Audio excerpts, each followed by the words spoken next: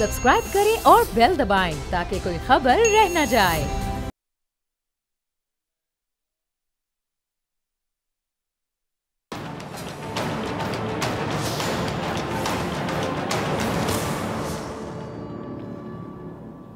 अस्सलाम वालेकुम, मैं हूं डॉक्टर फिजा खान और मैं हूं पाकिस्तान। आज का दिन पाकिस्तानी सियासत और सियासतदानों के लिए इंतहाई अहमियत का हामिल है। आज सुप्रीम कोर्ट की जानिब से आने वाले फैसले ने 8 फरवरी 2024 को होने वाले आम इंतखाबात का मंजर काफ़ी हद तक वाजे कर दिया है। अब पाकिस्तानी कौम कम अज़ कम ये जान चुकी है कि 4 साल तिब्बी रुखसत के बाद वतन वापस आने वाले लीगी कायद मियाँ नवाज शरीफ साहब इंतखाबात में हिस्सा लेने के लिए पूरी तरह अहल हैं और उनके इंतखाबात में हिस्सा लेने की तमाम रुकावटें ख़त्म हो चुकी हैं। साथ ही इस्तेकाम पाकिस्तान पार्टी के सरबराह जहांगीर तरीन भी इंतखाबात में हिस्सा लेने के अहल हो गए हैं। अलबत्ता बानी पीटीआई के इंतखाबात में हिस्सा लेने की तमाम उम्मीदें दम तोड़ चुकी हैं। याद रहे कि ताहयात नाअहली केस की समाअत चीफ जस्टिस काजी फैज़ ईसा की सरबराही में 7 रुकनी बेंच ने की। चीफ जस्टिस समेत justice Mansoor Ali Shah, justice Yahya Afridi, justice Aminuddin Khan, justice Jamal Mandokhel, justice Mohammad Ali Mazhar और जस्टिस मुसरत हलाली भी लार्जर बेंच का हिस्सा थे। सुप्रीम कोर्ट के 7 रुकनी बेंच ने 6 और 1 के तनासुब से फैसला दिया। आर्टिकल 62(1)(f) की तशरीह का फैसला सुनाते हुए सुप्रीम कोर्ट ने ताहयात नाअहली ख़त्म कर दी और चीफ जस्टिस काजी फैज़ ईसा ने मुख्तसर फैसला सुनाते हुए कहा कि सियासतदानों की नाअहली ताहयात नहीं होगी।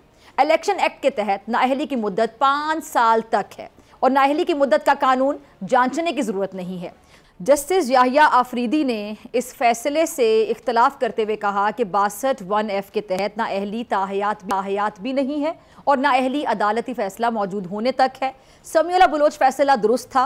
ताहयात नाअहली केस का फैसला 5 जनवरी को महफूज किया गया था। वाज़ेह रहे कि ताहयात नाअहली केस की समाअत के दौरान चीफ जस्टिस पाकिस्तान काजी फैज़ ईसा ने इंतहाई अहम रिमार्क्स देते हुए कहा था कि पार्लियामेंट ने मुद्दत नहीं लिखी तो नाअहली ताहयात क्यों है, 2 साल क्यों नहीं की गई। किसी को ताहयात नाअहल करना इस्लाम के खिलाफ है। तौबा का रास्ता अल्लाह ने बंद नहीं किया तो अदालत कैसे कर सकती है। चीफ जस्टिस का मजीद कहना था कि इलेक्शन लड़ने के लिए जो अहलियत बयान की गई, अगर उस ज़माने में कायद आज़म होते तो फिर वो क्या नाअहल हो जाते। याद रहे कि आर्टिकल 62(1)(f) के शिक के तहत 28 जुलाई 2017 को सुप्रीम कोर्ट के 5 रुकनी बेंच ने साबिक वज़ीर आज़म नवाज शरीफ साहब को पनामा पेपर्स केस में नाअहल करार दिया था और इसी तरह 15 दिसंबर 2017 को उस वक्त पाकिस्तान तहरीक इंसाफ के रहनुमा जहांगीर तरीन को भी सुप्रीम कोर्ट के एक अलग बेंच ने इसी शिक के तहत नाअहल करार दिया था। फैसले के बाद नवाज शरीफ और जहांगीर तरीन दोनों को अवामी ओहदा रखने के लिए नाअहल करार दिया गया था, जबकि आज का फैसला आने के बाद दोनों ही शख्सियात इलेक्शन लड़ने की अहल हो गई हैं।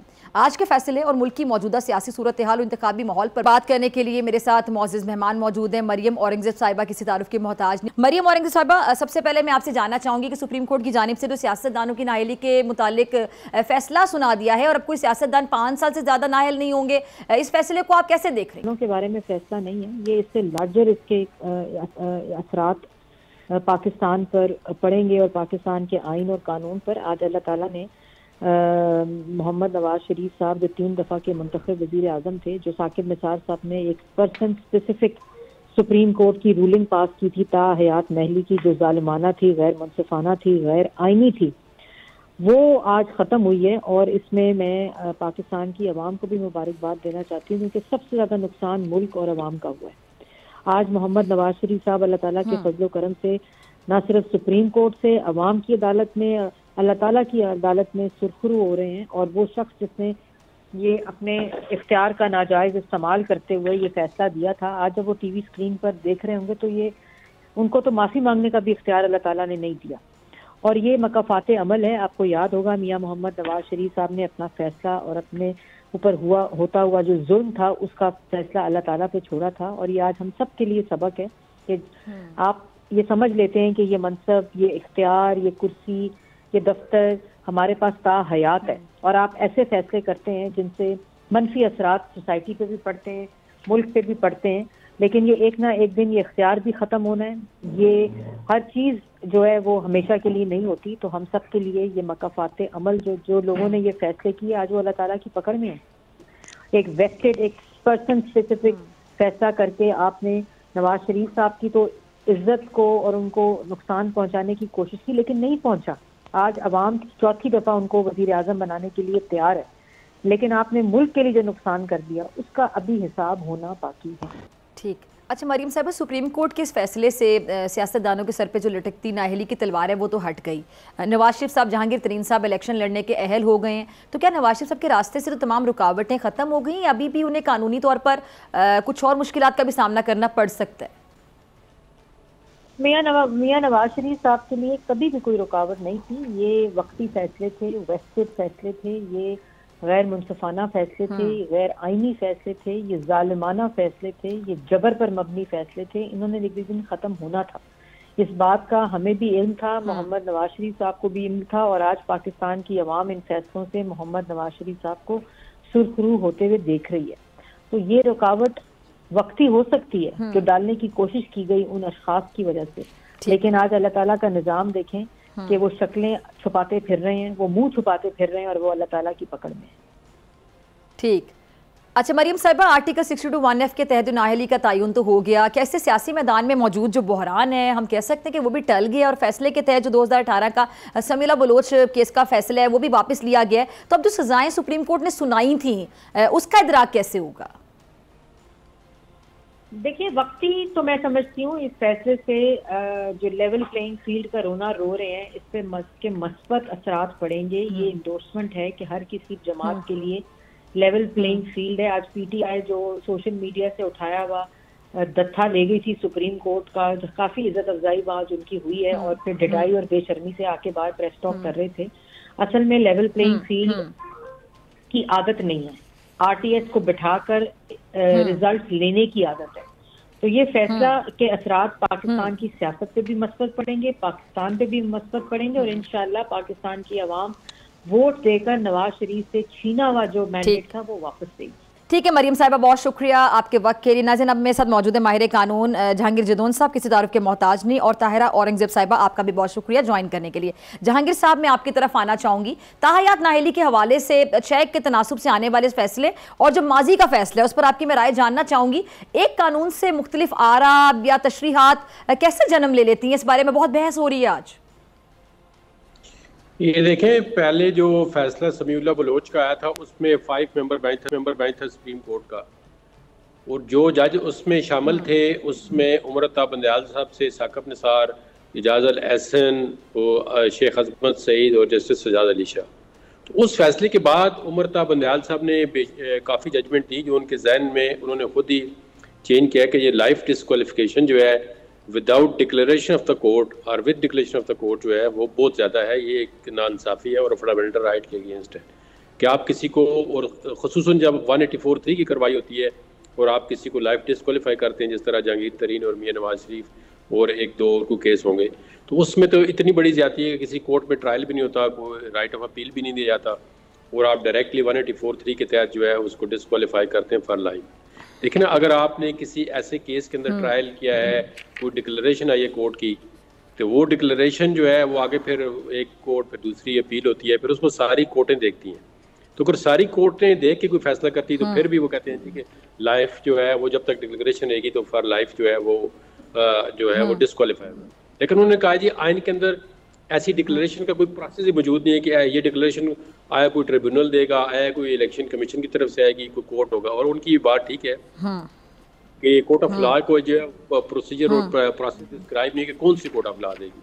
लेट्स से कि अगर को वारंटो की एक पिटीशन होती है 199 में हाई कोर्ट के, तो अगर वो डिक्लेयर करती है क्या हाई कोर्ट की डिक्लेरेशन एक्सेप्ट होगी या इलेक्शन ट्रिब्यूनल की डिक्लेरेशन एक्सेप्ट होगी। तो इस तरह इसमें मल्टीपल चीज़ें थी, लेकिन इसका जो बॉटम लाइन है, जो एंड पॉइंट है, वो ये है कि किसी भी शख्स को एक ऐसे ऑफेंस में जो सिविल लिबर्टी में है, आपने कोई अनइंटेंशनली 2 कनाल ज़मीन नहीं शो की या की है तो आपकी इंटेंशन का पता नहीं है आपने क्यों नहीं शो की, तो उस वजह से आप एक बंदे को पूरे लाइफ के लिए एक एक्टिव सिस्टम से निकाल देते हैं। तो वो आर्टिकल 17 की भी वायलेशन है, आर्टिकल 10A की भी वायलेशन है, और उसके फंडामेंटल राइट के अगेंस्ट है कि एक बंदा सारी उम्र जो है, उन्होंने कहा जी अल्लाह ताला अगर माफ़ कर सकता है जो गुनाह हो, तो एक बंदे ने अगर थोड़ा सा कुछ कर भी लिया है 10%, उसको 100% जो है आप पूरी लाइफ के लिए, और ये बिल्कुल रीजनेबल है। ऐसे में कोई इवन जो उन्होंने बताया फेयर इनफ, बिल्कुल जी कौन सपोर्ट करता है, तो कोई दूसरी साइड से भी इस बात को सपोर्ट करने के लिए तैयार नहीं है। जहांगीर साहब, मैं आपकी तरफ दोबारा आती हूँ, जरा मुझे इजाजत दीजिएगा।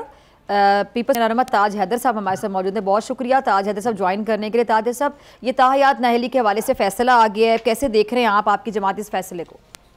मैं तो जी ताज हैदर जी, स्पेशल कमेटी का जिसने ये ज्यादा से ज्यादा सजा 5 साल की का कानून बनाया है, और मुझे खुशी है कि पार्लियामेंट ने भी इसे पास किया जो कमेटी की सिफारिश थी, और उसके बाद सुप्रीम कोर्ट ने भी इसकी तायद की। ठीक। अच्छा ताज साहब, मुस्लिम लीग नून की जारी बात है, उनके लिए आज जीत का दिन है। ये जो ताहयात नाअहली थी ये ख़त्म हो गई। जहांगीर तरीन साहब जो भी इससे मुस्तफ़ीद होगा सबके लिए खुशी का दिन है। लेकिन हम देख रहे हैं कि उस वक्त के चीफ जस्टिस पर मुस्लिम लीग नून खुलकर अब तनकीद कर रही है, क्योंकि जो फैसला ताहयात नाअहली का था, अब जबकि वो ख़त्म हो रहा है, नाअहली 5 साल से ज़्यादा नहीं होनी चाहिए, तो जो वक्त का ज़िया, किसी भी लीडर का मोराल डाउन हुआ, इस हवाले से इस तनकीद को आप कैसे देख रहे हैं? और दूसरा फिर ये भी बात हो रही है, मुख्तलिफ जगहों पर बहस हो रही है कि जी एक ही कानून से मुतालिक आरा या तशरीहात, जो मुख्तलिफ आरा या तशरीहात वो कैसे जन्म ले लेती हैं, ये बहस शुरू हो जाती है। फिर किसी और का मोरल डाउन होता हो तो होता हो, पॉलिटिकल वर्कर का तो नहीं होता। हम तो इस वक्त सारा मोरल हमारा इस गुर्बत में, बेरोजगारी में, इसमें फंसा हुआ है कि इसको कैसे ठीक करें।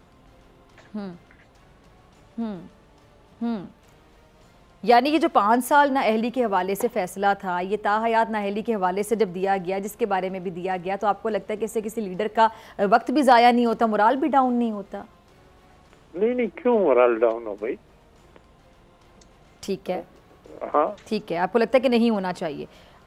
नहीं, मोराल। अच्छा सर, लेवल प्लेइंग फील्ड के हवाले से ज़रा बता दें ताज हैदर साहब, लेवल प्लेइंग फील्ड ना होने का गिला शिकवा आपकी पार्टी कर रही थी, अब आपको लेवल प्लेइंग फील्ड मुयस्सर है? आपको लगता है कि वो आपका गिला ख़त्म हो गया? वो मुयस्सर नहीं है, लेकिन हम सारी जो तवज्जो है वो इलेक्शन जीतने पे दे रहे हैं। हम उन मसाइल को नहीं उठा रहे। जो शिकायत होती है वो लिख के भेज देते हैं उन्हें।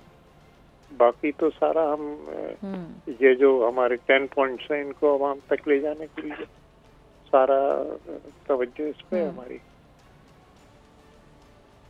ठीक है। अच्छा सर, ये जो जुल्फ़िकार अली भुट्टो फांसी रेफरेंस की भी समाअत हो रही है, तो ऐसे में एक जहन में सवाल ये आता है कि क्या जो मौजूदा अदालतें हैं वो जो माजी में होने वाली गलतियां कह लें, क्या उनका अजाला कर रही हैं? नहीं, ये तो एक सीधी बात थी कि सुप्रीम कोर्ट पर दबाव डाला गया था और दबाव डाल के ये फैसला लिया गया था। तो हमारे जो मकासद हैं उनमें से एक बड़ा मकसद ये भी है कि सुप्रीम कोर्ट पे दबाव डालने का सिलसिला अब ख़त्म होना चाहिए। ठीक है, ठीक है। ताहिरा औरंगज़ेब साहिबा, मैं आपकी तरफ आना चाहूँगी। ताहिरा साहिबा, ये जो बड़ा फैसला है आज आपके लिए यकीनी तौर पे एक खुशी का दिन है, बड़ा दिन है, क्या कहना चाहेंगे? बिस्मिल्लाहिर्रहमानिर्रहीम। ये सुप्रीम कोर्ट ने जो दाग लगाए थे एक मुंतखब वज़ीर आज़म मोहम्मद नवाज शरीफ साहब पर, उनके किरदार पर, और जिस तरह से पीटीआई तो नहीं, इस्तेहकाम पाकिस्तान के जो लीडर हैं जहांगीर तरीन साहब, उन पर भी ये धब्बा लगा, तो ये सुप्रीम कोर्ट ने, मैं समझती हूँ, आज उस दाग को धो दिया है ये फ़ैसला करके कि नाअहली ताहयात नहीं 5 साल तक होती है, और उस फैसले को कालअदम करार दिया है जो कि साकिब निसार साहब अपने ताकत के नशे में, अपनी क़ुव्वत के नशे में एक गलत फ़ैसला कर गए थे।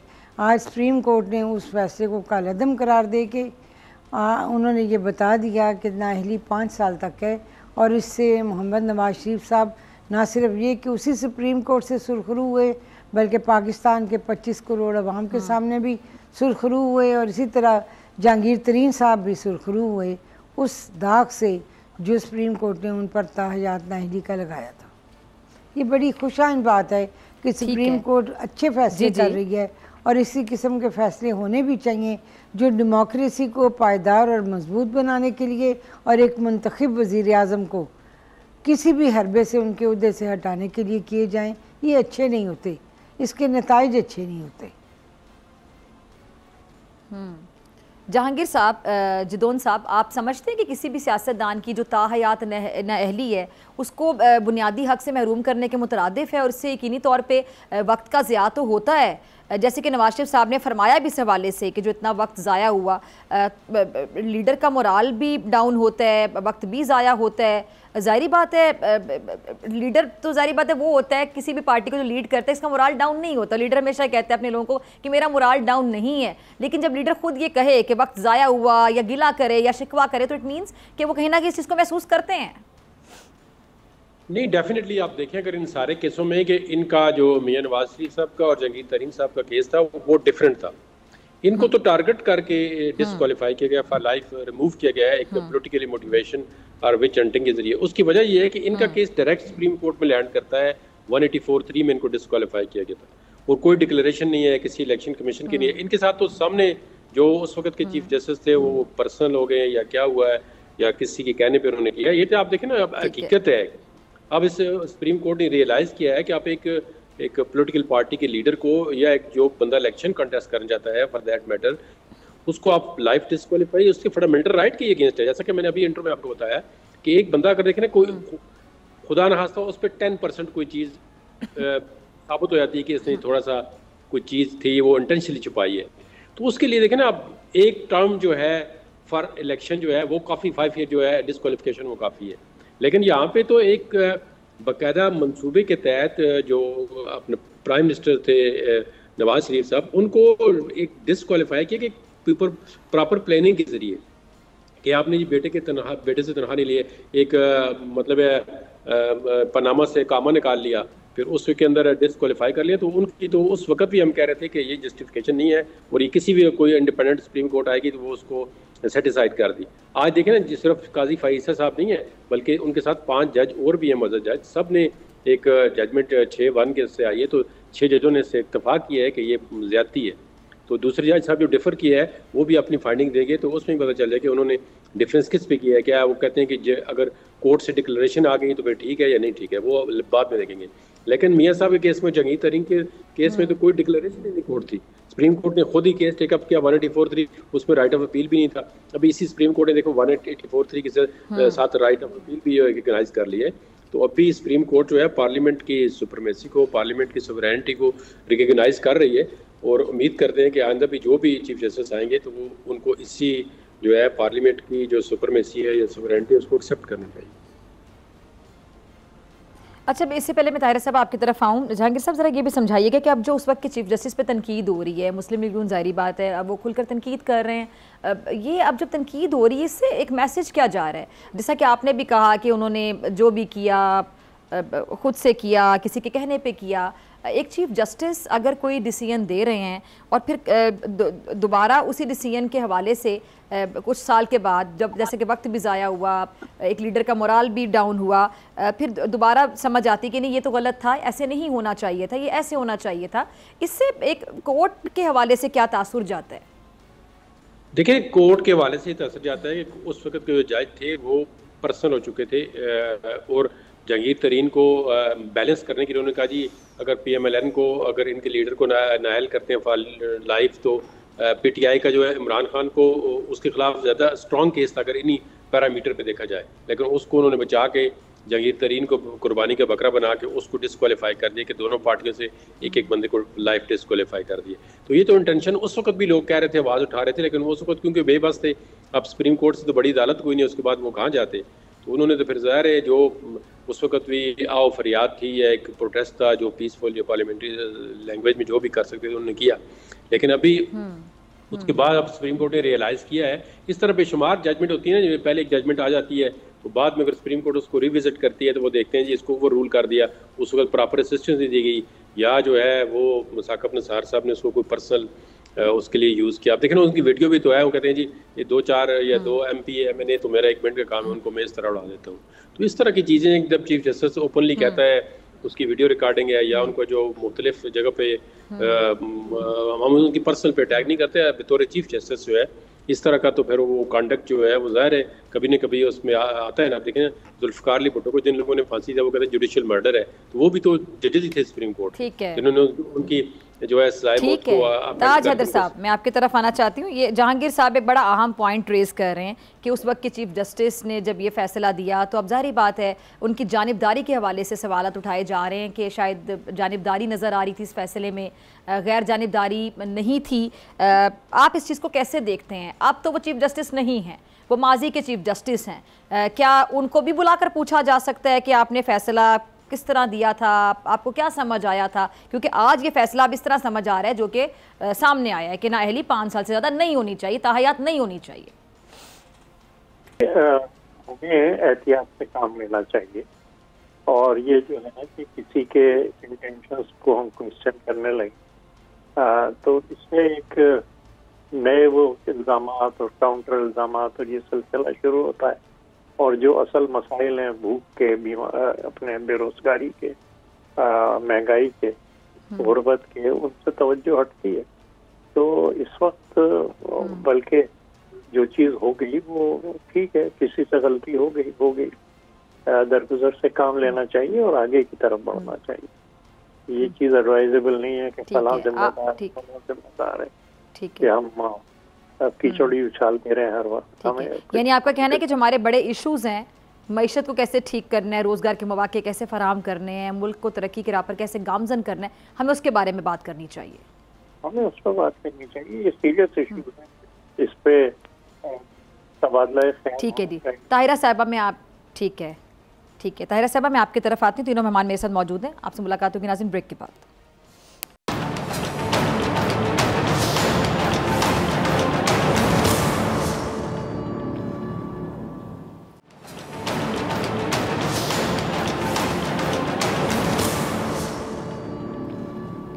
Welcome back Naznin. ताहिरा औरंगजेब साहबा, मुझे आपकी तरफ आना था लेकिन मुझे ब्रेक पे जाना पड़ा। ताहिरा साहबा, जैसा कि आपकी जमात एक दावा कर रही है पहले से ही कि जी नवाज शरीफ साहब चौथी बार वज़ीर आज़म बनेंगे, जाहिर बात है आपका कॉन्फिडेंस है, आप ये दावा कर सकते हैं, आपका जमहूरी हक भी है। इलेक्शन कैंपेन में जाहिर बात है हर पार्टी को ये हक होता है कहने का कि वज़ीर आज़म हमारी पार्टी से ही होगा, लेकिन इसको आपके जो मुखालिफिन हैं वो बड़ा नेगेटिवली देख रहे हैं, बड़े मनफी अंदाज में देखते हैं, इस बारे में बात करते हैं। वो अभी से धांधली का इल्ज़ाम लगाते हैं और वो कहते हैं कि जी जिस तरह नवाज शरीफ साहब को सिलेक्ट कर दिया गया है, क्या कहेंगे?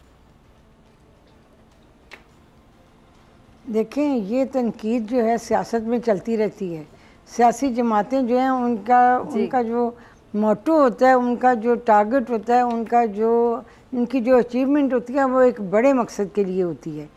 ये जिस तरह से साकिब निसार साहब ने उस वक्त 2017 में ये फ़ैसला किया और नवाज शरीफ साहब को एक मुंतखब वज़ीर आज़म को उनके मनसब से अलग किया गया, मैं समझती हूँ पाकिस्तान के आज जितने भी मसाइल हैं जिनमें माशी बदहाली है, जिसमें बेरोज़गारी है, लोड शेडिंग है, गैस की, बिजली की, और हमारा मुल्क जितना भी बुरे हालात तक पहुँचा है उसके ज़िम्मेदार वो फ़र्द वाहिद ही था साकिब निसार, जिसने एक मुंतखब वज़ीर आज़म को चलती हुई इस मुल्क की माशियत, इसकी तरक्की का पहिया रोका, सी पैक को रोका गया और फिर इसके अंदर जितने भी मंसूबे नवाज शरीफ साहब ने शुरू किए थे उनको नुकसान पहुंचाया गया, बल्कि पाकिस्तान के 25 करोड़ आवाम को नुकसान पहुंचाया गया। मैं ये समझती हूँ ये नुकसान सिर्फ मुस्लिम लीग नून का नहीं था, ना वज़ीर आज़म मोहम्मद नवाज शरीफ का था, ये पाकिस्तान के 25 करोड़ आवाम का नुकसान था, जो एक साकिब निसार ने किसी के भी प्रेशर में आके जो फ़ैसला किया, जिसको आज सुप्रीम कोर्ट ने धो दिया। उस दाग को, उस धब्बे को हम मशकूर हैं सुप्रीम कोर्ट के, जिन्होंने इंसाफ पर मबनी आज फैसले का ऐलान किया और उस सज़ा को कालअदम करार दिया।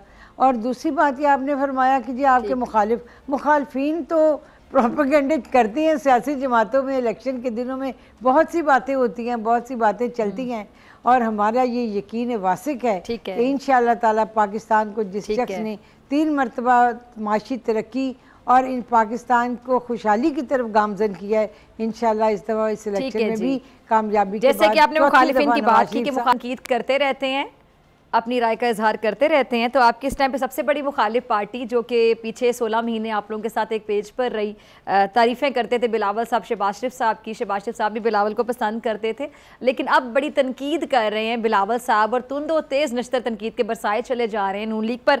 आज निजी TV चैनल को इंटरव्यू दिया बिलावल भुट्टो जरदारी साहब ने, उन्होंने कुछ फरमाया। ताहिरा साहबा ज़रा सुनिएगा, जहांगीर साहब आप भी सुनिएगा, टीम क्लिप चलाइएगा।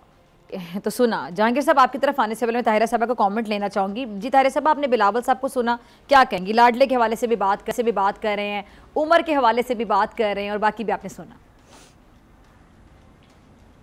आज हसीना वाजिद माशाल्लाह बांग्लादेश की 5वीं मरतबा वज़ीर आज़म मुंतखब हुई हैं, जिनकी उम्र 76 ईयर्स है। बांग्लादेश में तो कोई नहीं कह रहा कि हसीना वाजिद की उम्र 70 साल से ऊपर हो गई है, इनको प्राइम मिनिस्टर नहीं होना चाहिए। उनकी पार्टी ने बड़े धड़ल्ले से इलेक्शन भी लड़ा और अक्सरियत भी हासिल की और इलेक्शन जीता भी, और माशाल्लाह 5वीं मरतबा वज़ीर आज़म भी बनने जा रही हैं। तो हमें अपने जहन सियासी तौर पर खुले रखने चाहिए। जैसा कि बिलावल भुट्टो साहब कह रहे हैं, मुझे बड़ी हैरत होती है। 16 माह ये हमारी काबीना के माशाल्लाह वज़ीर ख़ारजा भी थे और बड़े अच्छे मंजे हुए काम ये करते रहे। पाकिस्तान के लिए बहुत अच्छी सी इन्होंने जहाँ भी जिस मुल्क में गए बड़ा अच्छा इमेज दिया, और अब ये इलेक्शन के दिनों में कोई और चीज़ टारगेट करते तो बेहतर है। ये उम्र जो है ना, मैं इसको सियासत में, बल्कि मैं उम्र को तजर्बा समझती हूँ। जैसे कि मैं समझती हूँ जरदारी साहब का तजर्बा बिलावल भुट्टो से कहीं ज़्यादा है, उनकी बात कहीं मंजी हुई है। इसी तरह नवाज शरीफ साहब की जो उम्र है वो एक सियासी तजर्बागाह से गुजर के गए हैं। वो ये नहीं कि आज ही सियासत में आए हैं, उन्होंने बड़ी नौजवानी में पाकिस्तान की सियासत में कदम रखा और फिर पहले सबसे वज़ीर ख़जाना पंजाब बने, फिर वज़ीर आला बने, फिर उसके बाद दर्जा बदर्जा पाकिस्तान के वज़ीर आज़म बने। तो ये मैं समझती हूँ सियासत के अंदर एक बड़ा वसी तजर्बा है मोहम्मद नवाज शरीफ साहब का, और इस तजर्बे से ही पाकिस्तान फ़ायदा उठाएगा। इंशाल्लाह चौथी मरतबा भी वज़ीर आज़म बना के उन्होंने जब भी वज़ीर आज़म बने जो बात कही वो पूरी की, जो वादा किया वो पूरा किया। उन्होंने कहा मैं अमन कायम करके जाऊँगा पाकिस्तान में, कराची से लेके खैबर तक।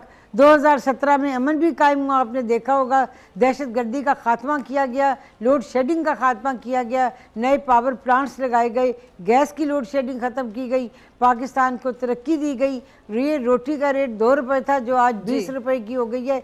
पाकिस्तान में महंगाई जब भी नवाज शरीफ साहब आए उन्होंने कम की। आटा हो, चीनी हो, दालें हो, हर चीज़ जो वो सस्ती एक जगह पे लेके आए। हमें ये उम्मीद वासिक है कि नवाज शरीफ साहब जो कहते हैं वो उस पर अमल करके दिखाते हैं। इंशाल्लाह चौथी मरतबा भी हम पार्टी जो हमारी इलेक्शन जीतेगी, मोहम्मद नवाज शरीफ साहब चौथी मरतबा वज़ीर आज़म बनेंगे और इस मुल्क में वो तमाम अधूरे काम मुकम्मल करेंगे जो हम 2017 में छोड़ के गए थे। तरक्की का सफ़र वहीं से शुरू। जहांगीर साहब, ठीक है जहांगीर जिदौन साहब, साबिक चेयरमैन पीटीआई के जो केसेस हैं उनका मुस्तकबिल क्या देखते हैं? तहरीक इंसाफ का मुस्तकबिल आप क्या देखते हैं? देखें तहरीक इंसाफ का मुस्तकबिल तो सबके सामने है। जहाँ तक इलेक्शन की बात है तो वो इलेक्शन में आपको पता है एक जो कॉन्स्टिट्यूंसी है उसमें उन्होंने 4-4, 5-5 जो उनके बंदे हैं उनके जो नॉमिनेशन फॉर्म है सबमिट किए हैं, और काफ़ी के जिन्होंने आरओ ने अगर रिजेक्ट किए थे तो ट्राइब्यूनल ने उनको अलाउ कर दिया है, तो वो पार्टिसिपेट कर रहे हैं फुली। इस तरह की सहूलत जो है 2018 में 17 में PMLN को नहीं थी।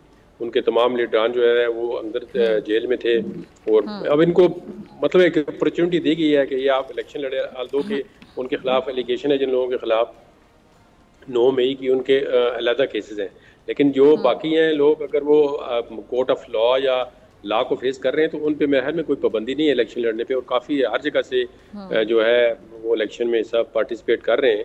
तो जहाँ तक अभी चेयरमैन पीटीआई का है तो उनके देखें जब तक कन्विक्शन जो है वो सस्टेन करती है तो उस वक्त तक वो पॉलिटिकल प्रोसेस में हिस्सा नहीं ले सकते। जब कन्विक्शन उनकी सेटिस्फाइड हो जाएगी तो उस केस में तो फिर आगे जो है वो तोशाखाना वाले में तो फिर आगे उनका मुस्तकबिल जो है उसका बाद में पता चलेगा कि आया अभी वो किस स्टेज पे किसी प्रोसेस में हिस्सा ले सकते हैं या नहीं ले सकते।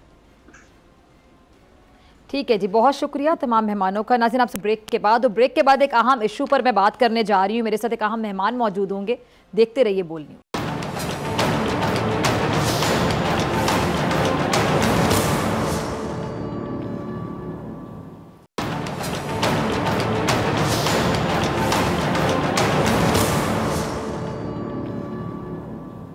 वेलकम बैक नाजरीन। इस सेगमेंट में मैं बात करूंगी मीडिया के सबसे मकबूल, सबसे मजबूत कह लें और सबसे मॉडर्न प्लेटफॉर्म यानी सोशल मीडिया की।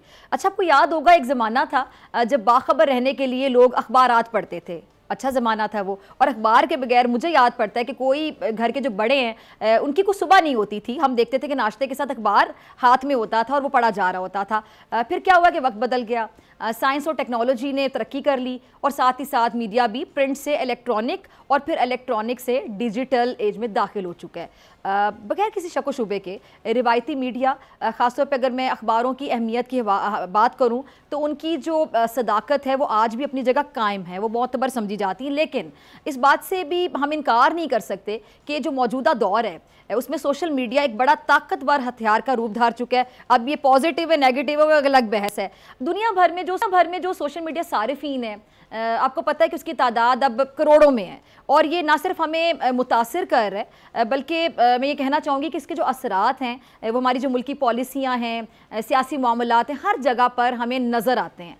और हम सभी किसी ना किसी तरह मैं कहना चाहूँगी कि सोशल मीडिया से हम लोग इन्फ्लुएंस्ड हैं, कोई ज़्यादा है कोई कम है, कोई पॉजिटिव वे में कोई नेगेटिव वे में है। अच्छा, हमें ये भी नहीं पता चलता, ये मैं तमाम लोगों की बात करें सोशल मीडिया का बाकायदा इस्तेमाल करते हैं कि रोज़मर्रा की बुनियाद पर ये जो लोग क्लिप्स या पोस्ट देख रहे होते हैं, शेयर कर रहे होते हैं, ख़ुद अपने हाथ से शेयर करते हैं, वो दर हकीकत जो शेयर कर रहे होते हैं पता नहीं वो कर रहे होते हैं, उनसे करवाए जा रहे होते हैं। यानी बहुत से लोग जो सोशल मीडिया पर क्लिप्स को शेयर करते हैं, पोस्ट को शेयर करते हैं, वो कठपुतली की तरह इस्तेमाल होते हैं और जो डोरें होती हैं वो किसी और के हाथों में होती हैं। यानी हैशटैग्स हो गए, ट्रेंड्स हो गए, वो आप नहीं बनाते जो इस्तेमाल कर रहे होते हैं, बल्कि इन्हें बाकायदा कह लें कि प्रॉपर एक जामे मनसूबा बंदी के तहत पूरी टीम तश्कील देती है। अच्छा, कुछ अरसे से हम देख रहे हैं कि ख़ास तौर पर जो हमारी सियासी पसंद कह लें, सियासी सोच कह लें, सियासी ख्यालात कह लें, तश्कील देने में जो सोशल मीडिया है उसने बहुत बड़ा किरदार अदा किया। मैं बार बार कहूँगी पॉजिटिव किरदार है, नेगेटिव है, वो एक अलग बहस है। अब ये कहा जा रहा है कि जो 8 फरवरी 2024 को होने वाले इलेक्शंस हैं, आम इंतखाबात हैं, उसमें भी रिवायती इंतखाबी मुहिम से ज़्यादा जो सोशल मीडिया पर चलाई जाने वाली मुहिम है बड़ा अहम किरदार अदा करेगी। ये हैशटैग्स बनते कैसे हैं, क्लिप्स वायरल कैसे किए जाते हैं, वायरल वीडियो सियासी पसंदीदगी नापसंदीदगी पर आखिर असरअंदाज कैसे होती हैं, ये होती हैं असरअंदाज या करवाई जाती हैं, ये सब कुछ जानने के लिए मेरे साथ एक मौजूद मेहमान स्टूडियो से तारुफ के मोहताज नहीं, सोशल मीडिया एक्टिविस्ट आप इनको कह सकते हैं, एक्सपर्ट कह सकते हैं, बल्कि मेरे ख्याल से सोशल मीडिया को इनसे बेहतर कोई नहीं समझता। डॉक्टर फरहान बेग साहब मेरे साथ मौजूद हैं, बहुत शुक्रिया डॉक्टर साहब तशरीफ़ लाने के लिए। डॉक्टर साहब, सबसे पहले आसान अल्फाज में आम नाजरीन को समझाएंगे जो सोशल मीडिया की साइंस ये है क्या, ये कैसे काम करता है। जैसा कि एक बंदे ने ट्वीट की, वो ट्वीट आप मिनट्स में देखते हैं, बल्कि कई दफ़ा तो सेकंड्स में, कि वो काफ़ी लोगों ने ट्वीट कर दी होती है, फिर उसकी रीट्वीट्स बढ़ते चले जाते हैं, हज़ारों में चले जाते हैं और फिर वो ट्रेंड करना शुरू हो जाता है हैशटैग के साथ। ये साइंस है कि कैसे होता है ये? जी देखिए, सोशल मीडिया की साइंस को हमें दो अदवार में गुजारना पड़ेगा। एक वो दौर है जो कि 2020 से पहले का है और एक 2020 के बाद का दौर है। 2020 से पहले वाले दौर में अगर हम देखें तो हमें नज़र आता है कि सोशल मीडिया पर अक्सर औकात कोई अकाउंट ट्वीट करता था तो उसको उस तरीके से रीच नहीं मिलती थी जिस तरीके से कोई आम आदमी एक्सपेक्ट करते हैं, क्योंकि तब दौर था बेसिकली क्रोनोलॉजिकल ऑर्डर में कि एक बंदा एक बात करता है, फिर उससे एक अगला बात करता है, फिर एक अगला बात करता है, तो आपको अपने जो लोग हैं उनकी अलग अलग व्यूज, अलग अलग तासुरात नजर आते हैं।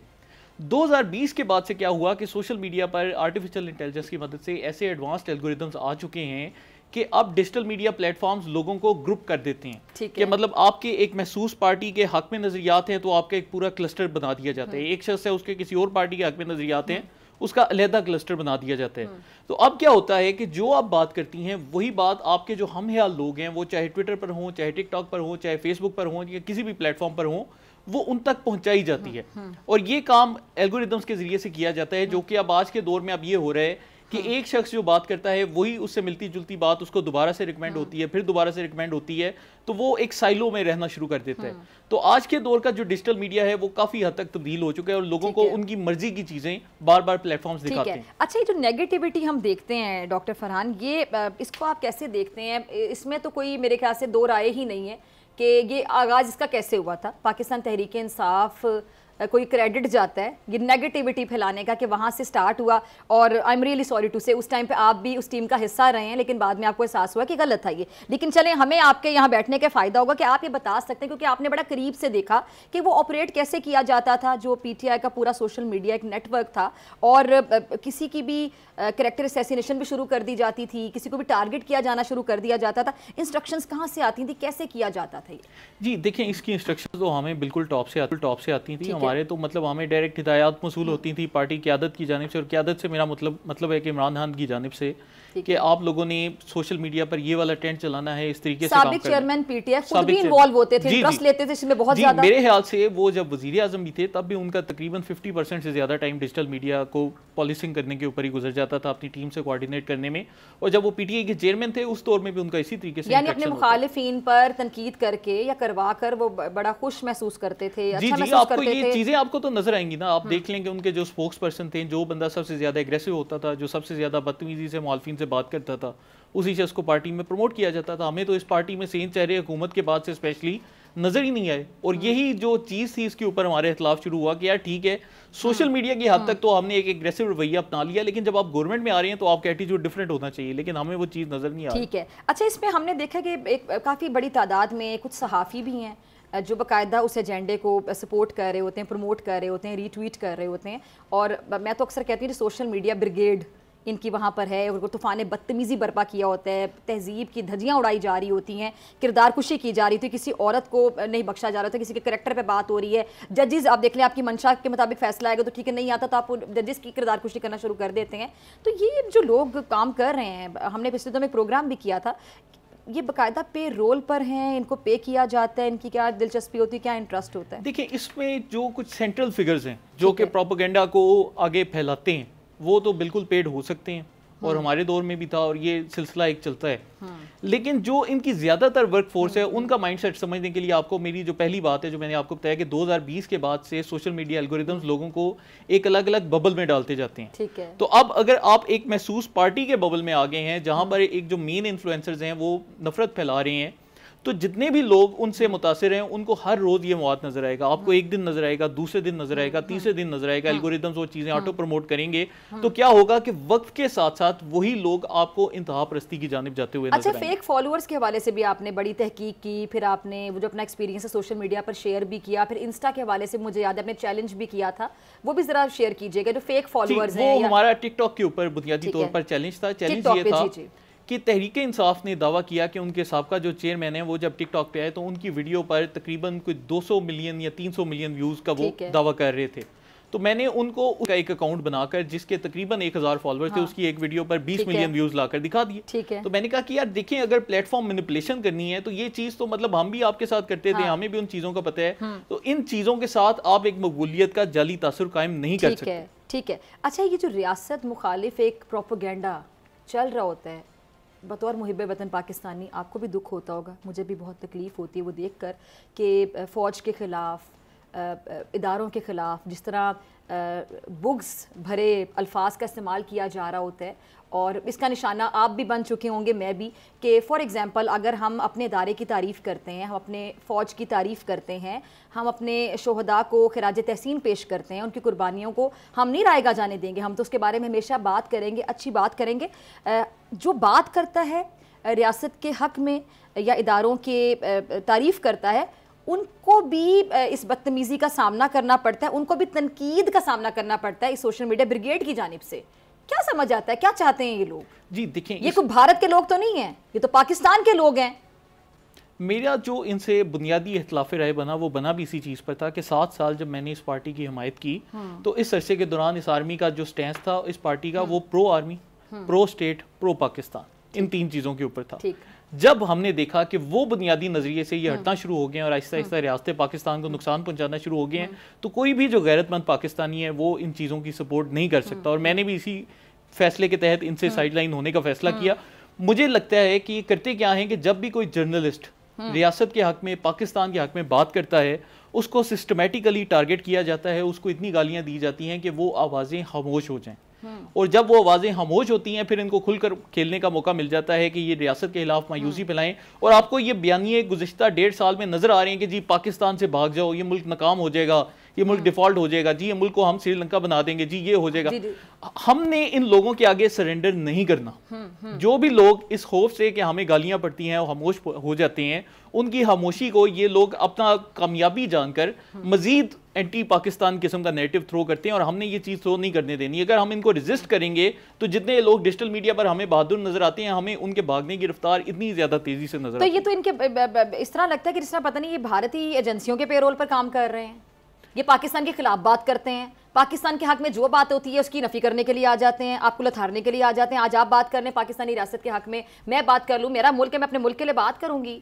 जज्बा हुब्बुल वतनी हर पाकिस्तानी में कूट कूट के भरा होना चाहिए, लेकिन ये आपकी नफी करने पर आ जाएंगे, बाकायदा आपको लथारना शुरू कर देंगे कि आपने अपने मुल्क के हक में बात क्यों की।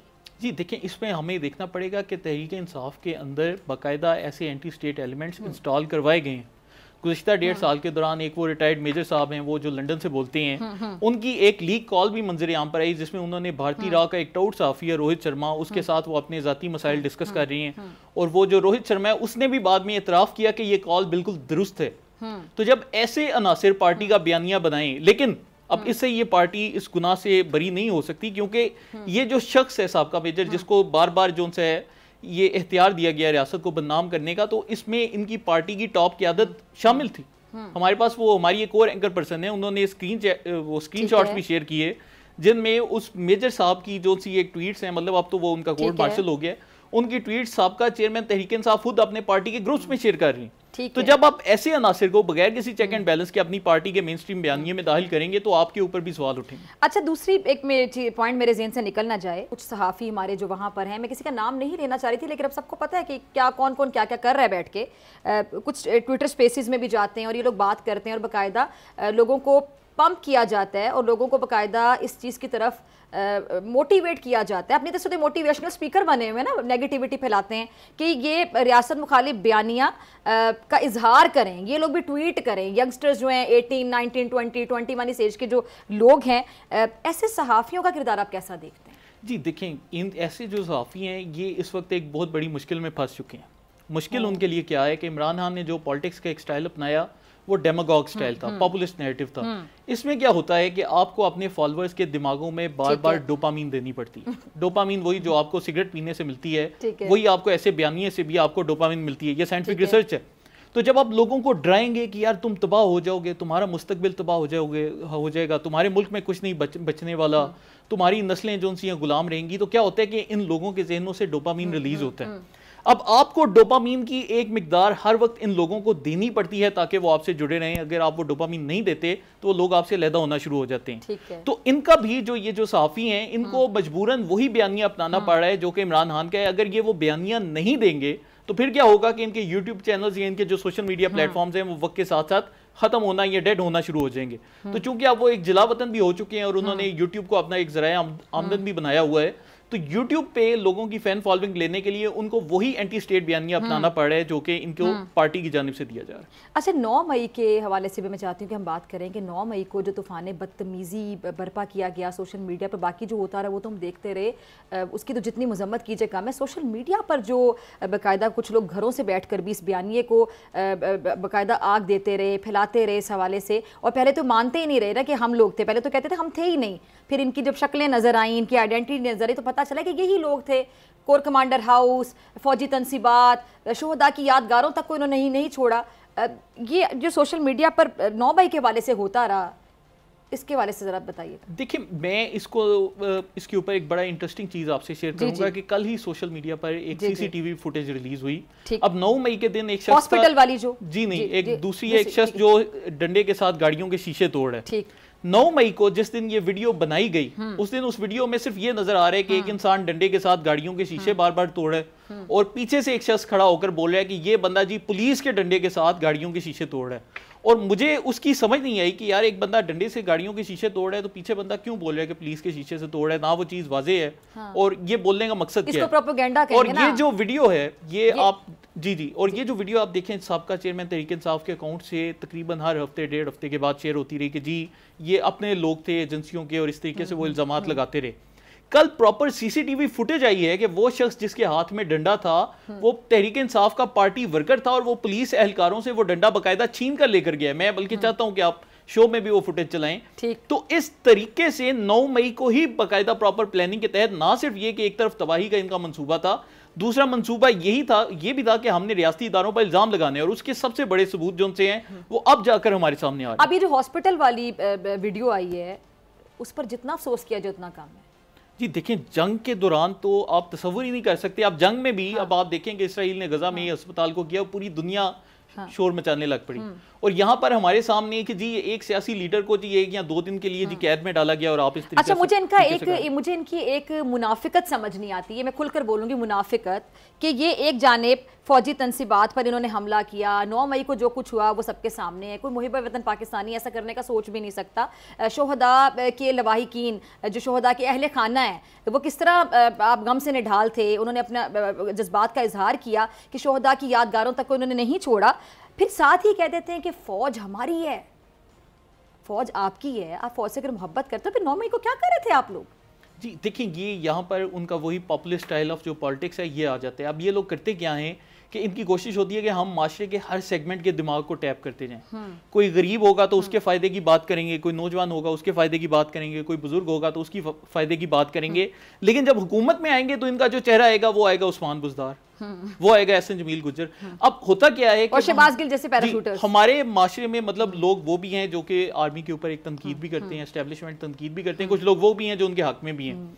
अब इनकी क्या कोशिश होती है कि हम दोनों साइडों को खुश रखें ताकि दोनों साइडें हमारे साथ जुड़ी नहीं, लेकिन जब हम हुकूमत में आए तो फिर हम उस्मान बुज़दार को आगे। अच्छा, आखिरी 1 मिनट है, मैं जानना चाहूंगी डॉक्टर फरहान, क्योंकि आप पूरा सोशल मीडिया की साइंस को समझते हैं, कि आपको नहीं लगता कि अब वो टाइम आ गया है कि कवानीन तो हैं लेकिन अमल दरामद होना चाहिए कि अब सोशल मीडिया पर भी कोई अगर जजिस की, अदलिया की, या किसी भी शख्सियत की या इदारों की अगर कोई नेगेटिविटी फैलाता है या उनके हवाले से बात करता है, एक रियासत मुखालिफ जो प्रोपोगेंडा करने की कोशिश करता है, तो बाकी उनको पकड़ा जाए और उनको करार वाकई सजा दी जाए ताकि एग्जाम्पल सेट हो सबके लिए। देखिए, यहाँ पर जो सबसे बड़ी बात आ जाती है वो रूल ऑफ लॉ की आती है। ये लोग अक्सर इनसे ही मैं सुनता हूँ कि जी मुल्क में रूल ऑफ लॉ नहीं है, लेकिन मैं आपको यकीन से बता रहा हूँ कि अगर पाकिस्तान में जो साइबर क्राइम लॉज हैं उनको प्रॉपर इम्प्लीमेंट किया गया तो वो लोग जिनको एक एक वीडियो के बाद छोड़ दिया जाता है कि जी सोशल मीडिया पे हमने ये किया, हम माफ़ी मांगते हैं जी, और उसके 2-3 दिन बाद वो लोग रिहा हो जाते हैं, अगर इन पर साइबर क्राइम लॉज की इम्प्लीमेंटेशन होने लग पड़े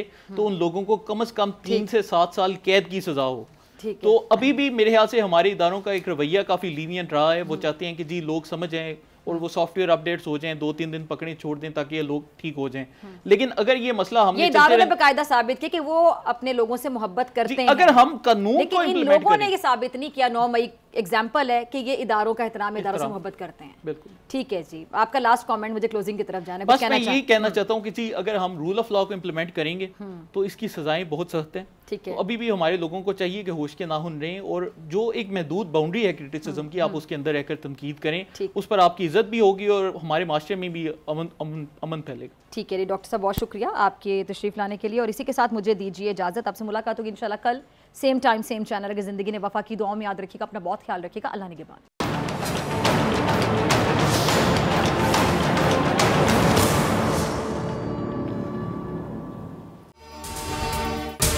अगर आपको ये वीडियो पसंद आई तो सब्सक्राइब करें और बेल आइकन पर क्लिक करें।